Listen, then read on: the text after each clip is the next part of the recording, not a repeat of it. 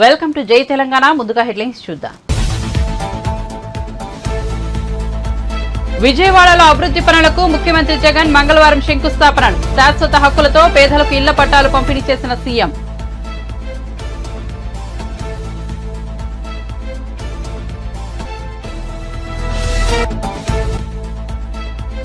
CM Revanth రెడ్డికి సవాల్ చేసిన కేంద్ర మంత్రి అమిత్ షా. కాంగ్రెస్ కుంభకోణాల పార్టీ కాదని తెలంగాణ ముఖ్యమంత్రి చెప్పగలడా అని ప్రశ్న.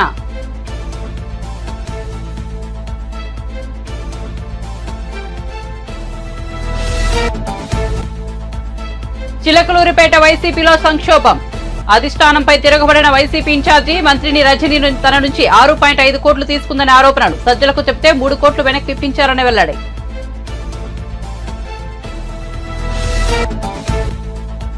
యాదాద్రి ఆలయ ఘటనపై బట్టి విక్రమార్క స్పందన. యాదాద్రిలో చిన్నపీటపై కూర్చున్న బట్టి దళిత నేతను అవమానించారంటూ విమర్శలు. కావాలనే తాను చిన్నపీటపై కూర్చున్నానన్న బట్టి విక్రమార్క.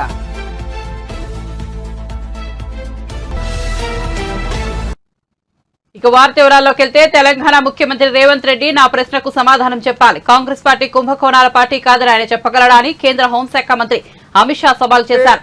ఎల్బీ స్టేడియంలో ఏర్పాటు చేసిన బహిరంగ సభలో ఆయన పాల్గొన్నారు. ఈ సందర్భంగా మాట్లాడుతూ రేవంత్ రెడ్డికి దమ్ముంటే తాను చెప్పేదే అబద్దమని చెప్పాలన్నారు. ప్రస్తుతం దేశంలో ఎక్కడికి వెళ్లినా మోదీ నామస్మరణే వినిపిస్తోందన్నారు. 400 ఎంపీ సీట్లు గెలిచి మోదీకి కానుకగా ఇద్దామని పిలుపునిచ్చారు. తెలంగాణ ప్రజల ఉత్సాహం చూస్తుంటే మోదీ 3వ ప్రధాని కావడం ఖాయంగా కనిపిస్తోందన్నారు. తెలంగాణలో బీజేపీ 12కు పైగా లోక్సభ స్థానాలు గెలుచుకోవాలని పిలుపునిచ్చారు. यहाँ आपकी संख्या, आपका उत्साह और आपका हौसला देखकर ये निश्चित है मोदी जी तीसरी बार प्रधानमंत्री बनने जा रहे हैं। भाई और बहनों, मैं देश भर के हर राज्य से जाकर आया हूं। मैंने यही उत्साह, यही हौसला और यही मोदी की दीवानगी को देखा है। मैं जहां गया मोदी मोदी के नारों से स्वागत होता है। भाई और बहनों, पूरा देश तय कर बैठा है कि अगली बार 400 पार, अगली बार मगर मैं आज तेलंगाना आया हूं। तेलंगाना की जनता को 2 हाथ जोड़कर विनती करने के लिए और तेलंगाना के कार्यकर्ताओं का आह्वान करने के लिए 400 पार होने वाला है। उसमें तेलंगाना का 12 से ज्यादा कमल आना चाहिए। 12 से ज्यादा सीटें तेलंगाना में भारतीय जनता पार्टी की हो और तेलंगाना को 75 साल के बाद इन निजाम की परछाई से दूर करने का काम तेलंगाना की सरकार। आज मैं तेलंगाना की जनता को कहने आया हूं, यहां 4 पार्टियां मैदान में है। एक कांग्रेस पार्टी, दूसरी टीआरएस, तीसरी मजलिस और चौथी भारतीय जनता पार्टी। भाई और बहनों, मुझे बताओ, टीआरएस कांग्रेस दोनों मजलिस से निजाम के प्रभाव से तेलंगाना को मुक्त कर सकते हैं क्या? जोर से बोलो, कर सकते हैं? ये दोनों मजलिस के एजेंडा पर चलते हैं। हमें लगा कि तेलंगाना की जनता ने कांग्रेस को मैंडेट दिया, शायद अब मजलिस का प्रभाव खत्म होगा। जैसे ही विधानसभा चालू हुई, आउट ऑफ वे जाकर सारे नियमों की धज्जी उड़ाकर मजलिस के नेता को टेम्पररी स्पीकर बनाकर कांग्रेस ने इनका सजदा करने की शुरुआत कर दी। ये दोनों पार्टियां हैदराबाद स्थापना दिन मना सकती है क्या? जोर से बोलो, मना सकती है क्या? सरदार पटेल का सम्मान कर सकती है क्या? नहीं कर सकते, क्योंकि ये वोट बैंक की लालच से डरते हैं। हम भारतीय जनता पार्टी के कार्यकर्ता वोट बैंक से नहीं डरते हैं। हम तेलंगाना के कल्याण और तेलंगाना के सम्मान को समर्पित पार्टी है। भाइयों और बहनों, ये तीनों पार्टियां परिवारवादी पार्टियां। कांग्रेस पार्टी విజయవాడలో అభివృద్ధి పనులకు ముఖ్యమంత్రి జగన్ మంగళవారం శంకుస్థాపనలు ప్రారంభోత్సవాలు చేశారు. 369 కోట్లతో 2.26 కిలోమీటర్ల మేర నిర్మించిన రిటైనింగ్ వాల్ ను ప్రారంభించారు. అనంతరం 12.40 కోట్లతో అభివృద్ధి చేసిన కృష్ణా రివర్ ఫ్రంట్ సుందరీకరణ, 14.93 కోట్లతో ఆధునీకరించిన Ramalingeshwar Nagar 20 MLD STP plant ను ప్రారంభించారు. ఈ సందర్భంగా సీఎం జగన్ మాట్లాడుతూ రిటైనింగ్ వాల్ నిర్మించాలన్న ఆలోచన గతంలో ఎవరూ చేయలేదన్నారు. 12 లక్షల క్యూసెక్ల వరద వచ్చినా భయం లేదన్నారు.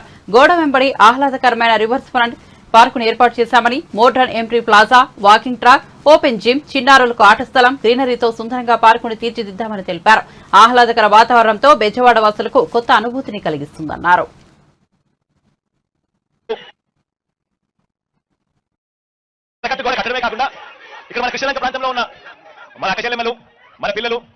మన అవ్వలు మన తాతలు అందరూ కూడా ఆహ్లాదకరంగా సాయంత్రం పూట అలా పార్క్ లో నడుచుకొని పోయేట్టుగా ఇదంతా కూడా సుందరీకరణ చేస్తూ ఈ రెండు కరకట్టలు కట్టడమే కాకుండా కరకట్టు మీద ఆనందంగా సాయంత్రం పూట నడిచేట్టుగా, కూర్చున్నట్టుగా, ఆహ్లాదకరంగా ఉండేట్టుగా దీని పొడుగున ఒక ఇటువైపున అటువైపున మంచి పార్కులు కూడా రూపొందించే కార్యక్రమాలు కూడా జరుగుతా ఉన్నాయి.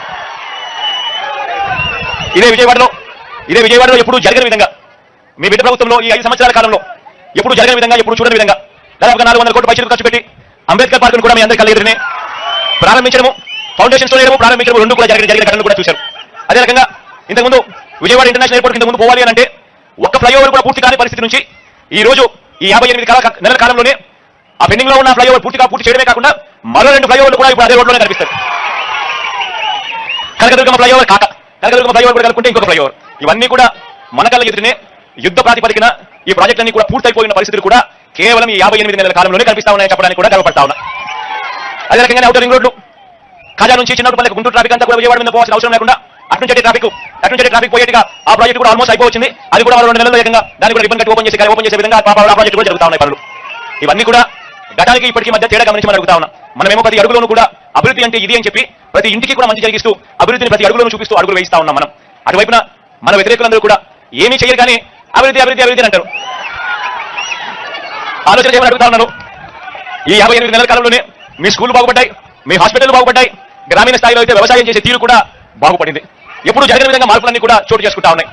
ఎప్పుడు చూడని విధంగా వాలంటీర్ల వ్యవస్థ, సచివాలయం వ్యవస్థ మన ఇంటికి వచ్చి మన ఇంట్లో ఉన్న ప్రతి అక్క చెల్లెమ్మను, ప్రతి అవ్వతాతను, ప్రతి అన్న తమ్ముడిని కూడా ఆప్యాయంగా ఒక చెల్లెమ్మలా, ఒక తమ్ముడిలా పలకరిస్తూ మంచి చేసే కార్యక్రమం ఏ ఒక్క రూపాయి కూడా లంచం లేకుండా, వివక్ష లేకుండా జరిగిస్తా ఉన్న పరిస్థితులు కూడా కేవలం ఈ 58 నెలల కాలంలోనే మాత్రమే జరుగుతా ఉన్నాయనేది కూడా గమనించమని కోరుతా ఉన్నాం. వీటి అన్నిటి వల్ల మీ అందరికీ మంచి జరగాలని చెప్పి మనసారా కూడా కోరుకుంటూ ఇక కాస్త నేను ఏదో 2-3 పట్టాలు ఇచ్చే కార్యక్రమాలు నేను చేస్తాను. ఆ తర్వాత మీ ఏరియాలకు వచ్చి మీ ఏరియాలలో ఎవరైతే పట్టాలు ఇవ్వను, శ్రీను ఒక ఏరియాలకి, అవినాష్ తన ఏరియాలకి. భీమవరం మాజీ ఎమ్మెల్యే పులపర్తి ఆంజనేయులు జనసేన పార్టీలో చేరారు. మంగళగిరిలోని జనసేన పార్టీ ప్రధాన కార్యాలయంలో జరిగిన ఒక కార్యక్రమంలో పవన్ కళ్యాణ్ సమక్షంలో పులపర్తి పార్టీ కండువా కప్పుకున్నారు. ఈ సందర్భంగా పవన్ కళ్యాణ్ ఆసక్తికర వ్యాఖ్యలు చేశారు.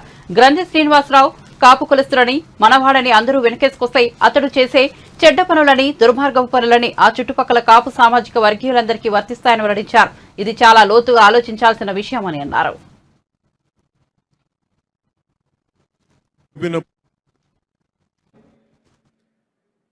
మనకి ప్రత్యర్థి పార్టీలో ఉండే ఆ రోజున నేను ఓడిపోయినప్పుడు అంత బాధపడిన వ్యక్తి అంజుబాబు గారు. ఇది నాకెలా తెలిసింది అని మీరు అడుకోవచ్చు. ఇది నేను ఓడిపోయిన 4 రోజుల్లోనో 5 రోజుల్లోనో ఆయన ఎవరి దగ్గర ఉన్న మాటలు నా దృష్టికి వచ్చినాయి. అని నేను పోటీ చేయకుండా ఉండుంటే బాగుండేది, ఈయన గెలిచేవాడు అనేది ఆయన తెలుగుదేశం పార్టీలో ఉండి ఆ రోజు ఉన్న మాటలు నన్ను హత్తుకునేలా చేసినాయి. నిజంగా ఆయన మొన్న భీమవరంకి వచ్చినప్పుడు కలిసినప్పుడు కూడా నాకు ఆ మాటలు గుర్తున్నాయి. అందుకని యాక్చువల్గా మనం వచ్చిందని నేను ఆయన మనస్ఫూర్తిగా ఆ మాటకి థ్యాంక్స్ చెప్పడానికి వచ్చాను. ఆయన అన్నారు, నాకు ఏ మాత్రం కనుక మీరు పోటీ చేస్తున్నారని కానీ తెలిసి ఉండుంటే ముందే నేను మా పార్టీ హైకమాండ్కి నేను చెప్పేసేవాడిని, నేను పోటీ చేయను, పోటీలో నుంచి విరమించుకుంటున్నానని చెప్పేసేవాడిని. నాకు నిజంగా చాలా బాధగా ఉంది నా రోజు చెప్పిన మాటలు.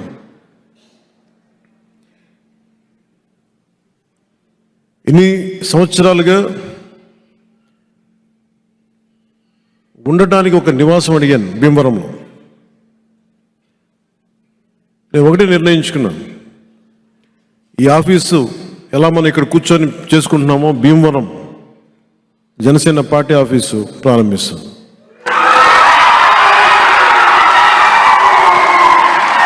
మీరు అడగచ్చు, ఇంతకాలం ఏం చేయట్లేదంటే ఇప్పటి నుంచి అడుగుతున్నాను, ఓడిపోయిన రోజు నుంచి అడుగుతున్నాను. చాలామంది ఇస్తామని వచ్చినా కానీ ఆ స్థానిక ఎమ్మెల్యే దౌర్జన్యం వల్ల, భయాల వల్ల సంతకాల దాకా వచ్చి వెనక్కి వెళ్ళిపోయేవాళ్ళు. ఒక ఎమ్మెల్యే అభ్యర్థిగా పోటీ చేసిన నాకే స్థానం ఇవ్వడానికి ఇంత భయపడుతున్నారంటే ఏ స్థాయిలో గుండాయిజం, రౌడిజం ఉందని. ప్రతి ఊర్లో ఇలాంటి వాళ్ళే ఉన్నారు, మనం అందరం తట్టుకోవాలి కదా. నాకేముందంటే నాకు యుద్ధం చేయడం తెలుసు. నాకు ఒక గొడవ జరిగినప్పుడు, ఒక అన్యాయం జరిగినప్పుడు యుద్ధం చేయడం తెలుసు. నాకు 2019 ఎన్నికల్లో కూడా భీమవరం సభల్లో మాట్లాడేటప్పుడు దురదృష్టవశాత్తు మన నాయకులే,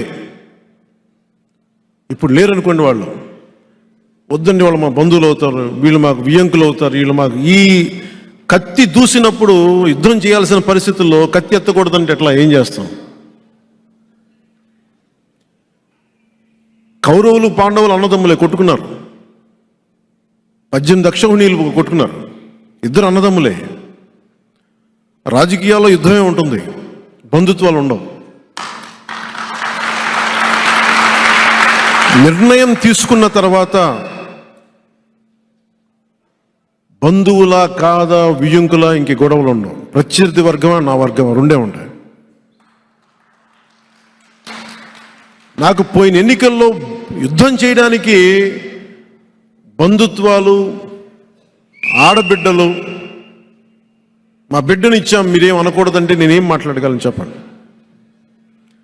నాకు నిజంగా అప్పుడు బాధ అనిపించింది. నాలాంటి వాడిని మీరు ఏ కడపలో పెట్టుంటే బాగుండేది, ఇక్కడ పెట్టారు నాకు అనవసరంగా అనిపించింది. డైరెక్ట్ జగన్మోహన్ రెడ్డి మీద పోటీ చేస్తుంటే బాగుండేది, నాకు తేలిగ్గా. అక్కడ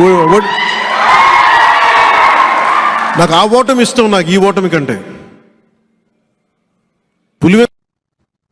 గత ప్రభుత్వంలో ఆర్టీసీ సిబ్బంది జీతాల కోసం ఇబ్బంది పడ్డారని, ఆర్టీసీ సంస్థ ఆస్తులను కోల్పోతుందనే ఆందోళన ఉండేదన్నారు ఉప ముఖ్యమంత్రి బట్టి విక్రమార్క. ఆర్టీసీ కార్మికులకు బాహుప్రకటన స్వేచ్ఛ కూడా ఉండేది కాదన్నారు. మంగళవారం హైదరాబాద్ నెక్లెస్ రోడ్లో బీఆర్ అంబేద్కర్ స్టాచ్యూ దగ్గర 25 మెట్రో ఎలక్ట్రిక్ బస్సులను మంత్రి పొన్న ప్రభాకర్ తో కలిసి డిప్యూటీ సీఎం ప్రారంభించారు. అనంతరం ఆయన మాట్లాడుతూ ప్రజాపాలనలో ఆర్టీసీకి పునర్వైభవం తీసుకొచ్చిందన్నారు. టీఎస్ఆర్టీసీ అభివృద్ధికి ప్రభుత్వ సహాయం అందిస్తూనే ఉంటుందని తెలిపారు. ప్రభుత్వ రంగ సంస్థలను కాంగ్రెస్ ప్రభుత్వం కాపాడుకుంటుందన్నారు ఆయన. 25 ఎలక్ట్రిక్ బస్సులను అందుబాటులోకి తెచ్చామని, ఆగస్టు నాటికి మొత్తం 500 ఎలక్ట్రిక్ బస్సులను అందుబాటులోకి తెస్తామని చెప్పారు. 10 లక్షల పైబడి ఆరోగ్యశ్రీకి సంబంధించినటువంటి ఉపయోగపడేటట్టుగా మేము అనౌన్స్ చేసినటువంటి ఆరోగ్యశ్రీ పథకం 10 లక్షలు కానీ, లేకపోతే 500 రూపాయలకే గ్యాస్ సిలిండర్లు ఇచ్చేటువంటి కార్యక్రమం కానీ, 200 యూనిట్ల వరకు ఉచితంగా అర్హత కలిగినటువంటి తెల్ల రేషన్ కార్డు లబ్ధిదారులందరికీ సంవత్సరాల్లో ఏమి చేయలేకపోయారు. కానీ మేము ఇచ్చినటువంటి మాట ప్రకారంతో ఆనాడు కాంగ్రెస్ పార్టీ ఆధ్వర్యంలో ఇచ్చిన ప్రతి గ్యారంటీని ప్రజలకు అందుబాటులో తీసుకొని రావడం కోసం ఒక నిబద్ధతతో కూడినటువంటి ప్రణాళికాబద్ధంగా ప్రతి మంత్రి ఈరోజు పనిచేస్తూ ఉన్నారు. కాబట్టే మేము చెప్పిన 6 గ్యారంటీల్ని గత ప్రభుత్వాలు చెప్పినటువంటి హామీలు 10 సంవత్సరాలైనా చేయలేకపోయారు. కానీ మేము 3 మాసాల్లోనే మేము ఇచ్చినటువంటి గ్యారంటీలన్నింటినీ అమలు చేసే కార్యక్రమం ముందు పోతాం. 10 సంవత్సరాలు ఇంటికో ఉద్యోగం అన్నారు, 3 ఎకరాల భూమి అన్నారు, డబుల్ బెడ్రూమ్ ఇల్లు అన్నారు, ఇలా చెప్పుకుంటూ పోతే అనేక హామీలు ఇచ్చారు. కానీ 10 సంవత్సరాల్లో ఏమి చేయలేకపోయారు. కానీ మేము ఇచ్చినటువంటి మాట ప్రకారం కేవలం 90 రోజుల్లోనే ఇన్ని హామీలు అమలు చేస్తూ ఉన్నామంటే ఎంతో నిబద్ధతతో ఈ మంత్రివర్గంలో ఉన్నటువంటి సహచరులు రేంబౌళ్ళు కష్టపడి ఆలోచన చేసి నిబద్ధతతో సంకల్పంతో పనిచేస్తున్నారు. కాబట్టి ఇవి మేము సాధించగలిగాం. కోట్ల మంది 0 టికెట్ల మహిళలు ప్రయాణం జరుగుతున్నా, లేకపోతే 10 లక్షల పైబడి ఆరోగ్యశ్రీకి సంబంధించినటువంటి ఉపయోగపడేటట్టుగా మేము అనౌన్స్ చేసినటువంటి ఆరోగ్యశ్రీ పథకం 10 లక్షలు కానీ, లేకపోతే 500 రూపాయలకే గ్యాస్ సిలిండర్లు ఇచ్చేటువంటి కార్యక్రమం కానీ, 200 యూనిట్ల వరకు ఉచితంగా అర్హత కలిగినటువంటి తెల్ల రేషన్ కార్డు లబ్ధిదారులందరికీ 200 యూనిట్ల వరకు ఉచితంగా కరెంట్ ఇచ్చేటువంటి కార్యక్రమం కానీ, నిన్నటికి నిన్న ఈ రాష్ట్రంలో పేద ఇంటి తల్లులు కళ ఇంటి కళ నెరవేర్చడం కోసం మేము లాంఛనంగా శ్రీ సీతారామచంద్ర భద్రాచలం స్వామివారి సన్నిధిలో పేదవాళ్ళందరికీ ఇల్లు ఉండాలనే ఆలోచనతో నిన్న మేము లాంచ్ చేసినటువంటి ఇందిరమ్మ ఇంటి కళని నిజం చేస్తూ నిన్న మేము ప్రకటించాం. అధికార వైసీపీకి టికెట్ల వ్యవహారం పెద్ద తలనొప్పిగా మారింది. చిలకలూరుపేట వైసీపీ ఇన్ఛార్జ్ మల్లెల రాజేష్ నాయుడిని ఒప్పించి తప్పించి మరొకరికి టికెట్ ఇస్తారంటూ ప్రచారం జరుగుతోంది. ఈ నేపథ్యంలో రాజేష్ నాయుడు కార్యకర్తల సమావేశం ఏర్పాటు చేశారు. మంత్రి విడుదల రజనీపై తీవ్ర ఆరోపణలు చేశారు. మంత్రి రజనీ తన నుంచి 6.5 కోట్లు తీసుకున్నారని రాజేష్ వెల్లడించారు. ఈ విషయం సజ్జలకు చెబితే కేవలం 3 కోట్లు వెనక్కు ఇప్పించారని, మిగతా డబ్బులు అడిగితే వదిలేండయ్యా అని సజ్జలు చెప్పారని వివరించారు. మిగతా డబ్బులు ఇవ్వకుండా మంత్రి రజనీ మోసం చేశారని రాజేష్ ఆగ్రహం వ్యక్తం చేశారు. ఈ రోజు వైఎస్ఆర్ కాంగ్రెస్ పార్టీలో నిజంగా 2019 ఎన్నికల్లో వీళ్ళందరికీ న్యాయం జరిగిందని ప్రతి ఒక్కరూ ఆ రోజు మరి రాజశేఖర్ గారు మంత్రి అవుతారని, మరి అలాగే మేము కూడా అలాంటి సీనియర్ నాయకులు మాకున్నారు మంత్రి అవుతాడని ఆయన అడుగుజాడలో మన నియోజకవర్గం బాగుంటుందని చెప్పేసి మేమందరం పనిచేశాం. పనిచేసిన క్రమంలో మాకు కుటుంబ సభ్యులుగా ఆప్తులుగా తయారై మొత్తం అందరం కూడా ఈ రోజు నాతో సన్నిహిత సంబంధంగా తయారవడమే ఒకటే కొత్తగా అనేది లేదు. అసలు అందరం ఒకరింటో ఒకళ్ళు భోంచేస్తా ఉంటాం. ఇటువంటి పరిస్థితుల్లో ఏదో ఊరికే కాదన్నా, ఖచ్చితంగా నా మనస్ఫూర్తిగా నేను చెప్తున్నాను, నాకు కాని పక్షంలో మరి రాజశేఖర్ గారికి ఇస్తే 20 కోట్లు నేను సంపాదించాను.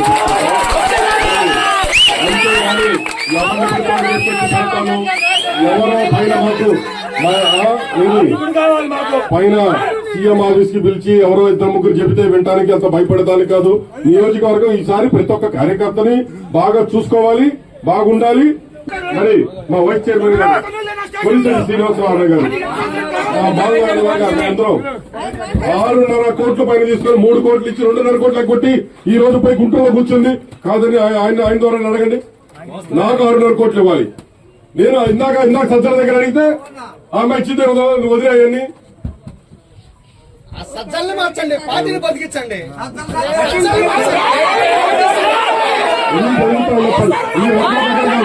ఎంత మంది దగ్గర ఎన్ని రకాలు చేశారు. ఇలాంటి ఎమ్మెల్యేలు మాకొద్దు. ఈ రోజు గుంటూరు నుంచి ఎవరు వస్తారా, లేకపోతే విజయవాడ నుంచి ఎవరు వస్తారా మాకు అవసరం. చిలకలూరుపేట వ్యక్తిగా ఇక్కడ నేను ఉన్నానా లేదా అనే దానికన్నా చిలకలూరుపేట వ్యక్తిని, నిజమైన వ్యక్తి, కరెక్ట్ అయిన వ్యక్తిని పెట్టండి. నిన్న చిలకలూరుపేట వ్యక్తిని ఇచ్చారు. ఒక ఆడపిల్ల కష్టం తెలుసన్నారు, అదన్నారు, ఇదన్నారు.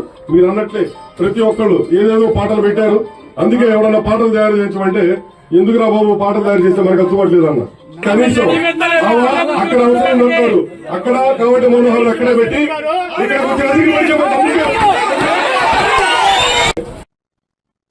సోమవారం సీఎం రేవంత్ రెడ్డితో పాటు పలువురు మంత్రులు యాదాద్రి లక్ష్మణసింహస్వామిని దర్శించుకున్న విషయం తెలిసిందే. అయితే పూజలో కూర్చున్న సందర్భంగా రేవంత్ రెడ్డి, మంత్రులు కోమిటిరెడ్డి వెంకటరెడ్డి, ఉత్తమ్ కుమార్ రెడ్డిలు పెద్దపీటలపై కూర్చోగా డిప్యూటీ సీఎం మల్లుబట్టి విక్రమార్క చిన్నపీటపై కూర్చున్నారు. ఈ నేపథ్యంలో కాంగ్రెస్ పార్టీపై బీఆర్ఎస్, బీఎస్పీలు విమర్శలు గుప్పించాయి.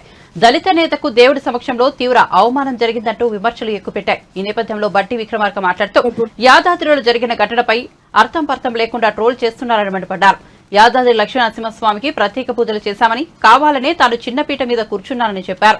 బంజారాహిల్స్ లో జరిగిన సింగరేణి గెస్ట్ హౌస్ శంకుస్థాపన కార్యక్రమంలో ఆయన పాల్గొన్నారు. ఈ సందర్భంగా మాట్లాడుతూ ఈ వ్యాఖ్యలు చేశారు.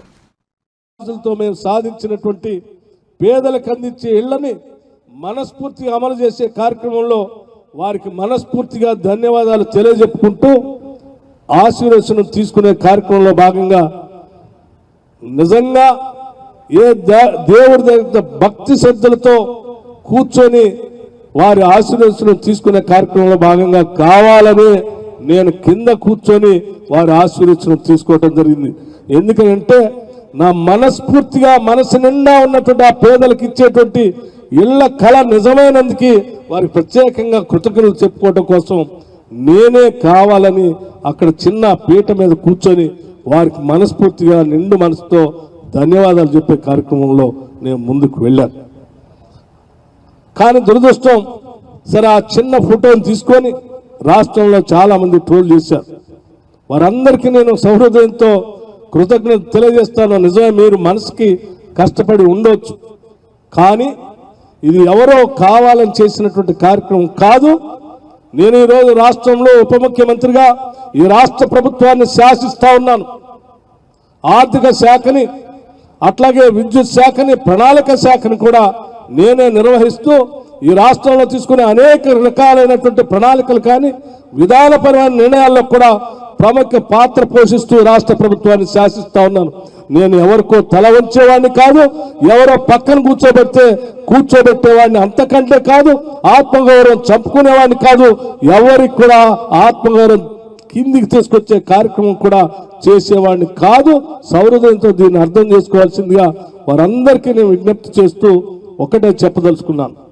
ఈరోజు మనం ఏ పేదవాళ్ళ కోసం అయితే, ఏ నిరుద్యోగ యువకుల కోసం అయితే, ఏ ఇల్లు లేనటువంటి వాళ్ళ కోసం అయితే, ఏ పేదవాళ్ళు 200 యూనిట్ల వరకు కరెంటు బిల్లులు కావాలని కోరుకున్నారో అటువంటి వారి కోసం ఈరోజు కంకణబద్దులై పనిచేస్తున్నాం. చిత్తశుద్ధితో ఈ సంకల్పాన్ని అర్థం చేసుకోవాల్సిందిగా ప్రజలందరికీ కూడా నేను విజ్ఞప్తి చేస్తా ఉన్నాను. దయచేసి మిత్రులు ఎవరైనా నిన్న ఆ ఫోటో చూసి ఎవరైనా మానసికంగా క్షోభకు గురై ఉంటే దయచేసి అర్థం చేసుకోవాల్సిందిగా కోరుతూ, భవిష్యత్తులో కూడా మా ఈ సంకల్పం ఇదే దిశలో ముందుకు పోతా ఉంటుంది. మాకు ఇచ్చినటువంటి అవకాశాన్ని సంపద పెంచే కార్యక్రమాన్ని చేస్తాం. ఆ పెంచిన సంపదని ప్రజలకు పంచే కార్యక్రమాన్ని కూడా చేస్తాం. ఈరోజు వైఎస్ఆర్ కాంగ్రెస్ పార్టీ ఆవిర్భావ దినోత్సవాన్ని మంగళవారం ఘనంగా నిర్వహించారు. ఆవిర్భావ దినోత్సవం సందర్భంగా తాడేపల్లిలోని పార్టీ కేంద్ర కార్యాలయంలో పార్టీ జెండా ఆవిష్కరించారు. సీనియర్ నేత ఎమ్మెల్సీ ఉమ్మారెడ్డి వెంకటేశ్వర్లు, మంత్రి జోగి రమేష్, ఎమ్మెల్సీ వరదు కళ్యాణి, పార్టీ రాష్ట్ర ప్రధాన కార్యదర్శి లేళ్ల అప్పిరెడ్డి, ఎంపీ నందిగాం సురేష్, ఎమ్మెల్యే హఫీజ్ ఖాన్, పలు కార్పొరేషన్లు, చైర్మన్లు, డైరెక్టర్లు, కార్యకర్తలు హాజరయ్యారు. పార్టీ 14వ వసంతంలోకి అడుగు పెడుతున్న సందర్భంగా పలు సేవా కార్యక్రమాల నిర్వహణకు ఏర్పాట్లు చేశారు. ఇవాళ ఆ నాయకుడు పడే పాటలు ఏమిటో మీరు చూస్తూ ఉన్నారు. వారంతా ఇవాళ ఇతర పార్టీ పెద్ద నాయకుల దగ్గరికి వెళ్ళాలి, కాళ్ళలో గడ్డాలో పట్టుకోవాలి, మరొకసారి నేను అధికారంలోకి రావాలి అనే విధంగా అధికారం మీద ప్రేమే తప్ప ప్రజల మీద, ప్రజలు అవసరాల మీద మాత్రం ప్రేమ కాదు. ఇవాళ మన జగన్మోహన్ రెడ్డి గారు ఒక విషయం చెప్తా ఉన్నాడు. ఈ సంవత్సర కాలంలో నేను మీ ముఖ్యమంత్రిగా మంచి చేశాను అనుకుంటేనే నాకు ఓటేయండి, మంచి చేశాను అనుకుంటేనే నాకు ఓటేయండి, లేకపోతే వేయొద్దు. నేను చాలా కాలం నుంచి ఉన్నాను, 41 సంవత్సరం నేను రాజకీయాల్లోకి వచ్చి. ఏ ముఖ్యమంత్రి కూడా నేను మంచి చేస్తేనే నాకు ఓటేయండి అని ప్రజల ముందుకు వెళ్ళినటువంటి ముఖ్యమంత్రులు లేరు.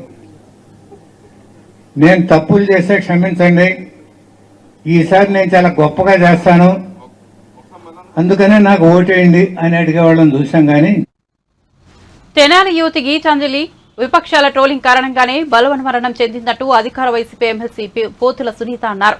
నిండు ప్రాణాన్ని టీడీపీ, జనసేన మూకలు బలి తీసుకున్నాయని ఆవేదన వ్యక్తం చేశారు. వాళ్ళకి న్యాయం చేశావా? అవన్నీ చేయకపోగా ఈ రోజు మీ స్వార్థ రాజకీయాల కోసం, మీ కుట్ర రాజకీయాల కోసం, మీ దగా రాజకీయాల కోసం ఈరోజు మీరు ఒక అధికార దాహంతో ఈరోజు సామాన్య మహిళల్ని, సమాజంలో సేవ చేసే వాలంటీర్స్ ని, మరి లాస్ట్ కి చదువుకునే పిల్లలు, ఈరోజు జగనన్న ప్రభుత్వంలో ఇంగ్లీష్ మీడియం చదివే పిల్లలు అమెరికా యాసలో మాట్లాడుతుంటే కూడా ఓర్చుకోలేక ఆందోళనకు గురి చేశారు చిన్నారులను కూడా. మీరు ఎంత దుర్మార్గులు! మీరు ఈ సమాజంలో మిమ్మల్ని ఖచ్చితంగా ప్రజలు వెలివేస్తారు. మిమ్మల్ని తరిమి తరిమి కొట్టే టైం కూడా ఆసన్నమైంది. మీ పాపాలు పండే టైం కూడా ఆసన్నమైంది. చంద్రబాబు నాయుడు, పవన్ కళ్యాణ్, మీరు గుర్తుపెట్టుకోండి. రాష్ట్రంలో మీరు ఇలాంటి వికృత చేష్టలు చేస్తూ, ప్రజల్ని భయాందోళనకు గురి చేస్తూ, కనీసం ఒక సాధారణ మహిళను కూడా చూడకుండా మీరు గీతాంజలిని ఎంత దారుణంగా సోషల్ మీడియాలో ట్రోల్ చేసి ఆమె చావుకు కారకులయ్యారే.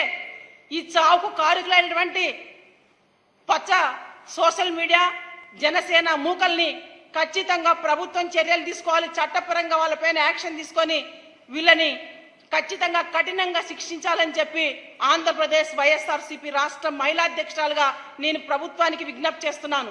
ఇలాంటివి రాష్ట్రంలో జరగడానికి వీల్లేదు. ఖచ్చితంగా ఇలాంటి పునరావృతం కాకూడదని కూడా నేను వేడుకుంటున్నాను. ఎందుకంటే మహిళలకి రక్షణ కోసం జగనన్న దిశ చట్టాన్ని తీసుకొచ్చారు, దిశ యాప్ తీసుకొచ్చారు. 2000 ప్రజలు ఉన్నటువంటి గ్రామ సచివాలయానికి ఒక మహిళా కానిస్టేబుల్ నియమించారు. జగనన్న ప్రభుత్వంలో మహిళలకి ఇంత మంచి జరుగుతుంటే చూసి ఓర్చుకోలేక ఈ 4.5 సంవత్సర కాలం కూడా చంద్రబాబు నాయుడుకి ఒత్తాస పలుకుతున్న తన దత్తపుత్రుడు పవన్ కళ్యాణ్, తన సొంత పుత్రుడు లోకేష్ పచ్చ మీడియాని ఆసరాగా చేసుకొని విషంగా బురద జల్లే కార్యక్రమాలు 4.5 సంవత్సరాల కాలం చేశారు. మీరు ప్రజలు ఏపీలో అరాచక దోపిడీ ప్రభుత్వానికి ప్రజలు బుద్ధి చెప్పబోతున్నారని బీజేపీ నేత సీఎం రమేష్ అన్నారు. రాష్ట్రాన్ని సర్వనాశనం చేసిన జగన్ను వెళ్లగొట్టేందుకు ప్రజలు సిద్దమయ్యారన్నారు. విశాఖలో ఆయన మీడియాతో మాట్లాడారు. బీజేపీ, జనసేన, టీడీపీ పొత్తుతో తాడేపల్లి ప్యాలెస్ పునాదులు కదులుతున్నాయి. రోజు అబద్దాలు చెప్పడమే జగన్ పనిగా పెట్టుకున్నారని తెలిపారు. దోచుకొని దాచుకున్న సొమ్మును బయటకు లాగుతామని ఆయన పేర్కొన్నారు.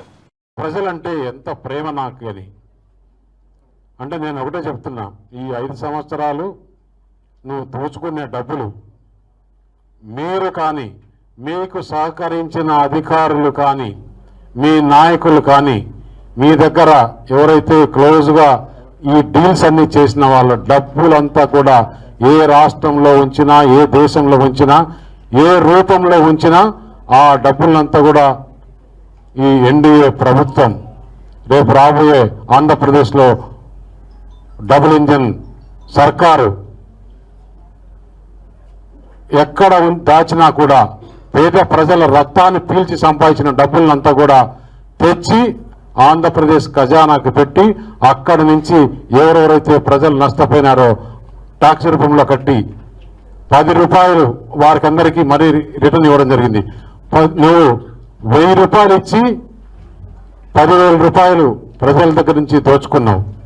ఎలా దోచుకున్నాడంటే రకరకాల ట్యాక్సులు పెంచి ఒక మద్యంలోనే రోజు మద్యం తాగే వాళ్ళు ఆంధ్రప్రదేశ్లో ఎక్కువ శాతం ఉన్నారు. ఎందుకంటే మనం లెక్కలు చూస్తే తెలుస్తున్నాయి. వారికి దగ్గర నుంచి రోజు 150 రూపాయలు లేదంటే 300 రూపాయలు. ఒక క్వార్టర్ తాగేవాడి దగ్గర అయితే 150 రూపాయలు, 2 క్వార్టర్లు తాగేవాడితే 300 రూపాయలు. 300 ఇంటూ 30 10,000 రూపాయలు. 10,000 రూపాయలు ఇంటూ 12 దాదాపు 1,00,000 నుంచి 1,10,000 రూపాయలు వారి దగ్గర నుంచి దోచుకున్నావు. నువ్వు ఇంటింటికి గడప గడపకని పోతున్నావు కదా, మేము మీకు ఇంత డబ్బులు వేసాం అంత డబ్బులు వేసామని దాంట్లోనే మీ ఇంట్లో మీ ఆయన ఇంత తాగుతున్నాడు, దానివల్ల మేము ఇంత తీసుకున్నామని తెలియజేస్తే కూడా బాగుంటుంది. అసలు అబద్ధాలు ఏ విధంగా చెప్తున్నాడంటే, ఇతను నాయకుల్ని కలవాల, వారి ఎమ్మెల్యేలని కలవాల, వారి కుటుంబ సభ్యుల్ని కలవాల, వారి మంత్రుల్ని కలవాల, ఇంట్లో కూర్చొని ఏ విధంగా ప్రజలను మోసం చేయాలి, ఏ విధంగా ప్రజలకు అబద్ధాలు చెప్పాలని ప్రాక్టీస్ చేసి ఈ 5 సంవత్సరాలు ఈ పని చేస్తామని చెప్పి తెలియజేస్తున్నా. బులెటిన్ ముగించే ముందు హెడ్లైన్స్ మరోసారి చూద్దాం. విజయవాడలో అభివృద్ధి పనులకు ముఖ్యమంత్రి జగన్ మంగళవారం శంకుస్థాపనలు. శాశ్వత హక్కులతో పేదలకు ఇళ్ల పట్టాల పంపిణీ చేసిన సీఎం.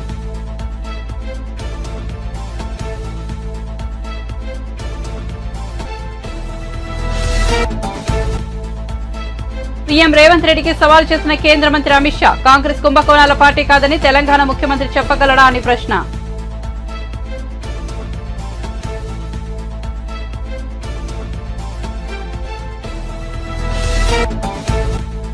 చిలకలూరిపేట వైసీపీలో సంక్షోభం. అధిష్టానంపై తిరగబడిన వైసీపీ ఇన్ఛార్జ్ మంత్రి రజనీ తన నుంచి 6.5 కోట్లు తీసుకుందనే ఆరోపణ. సజ్జలకు చెబితే 3 కోట్లు వెనక్కి ఇప్పించారని వెల్లడి.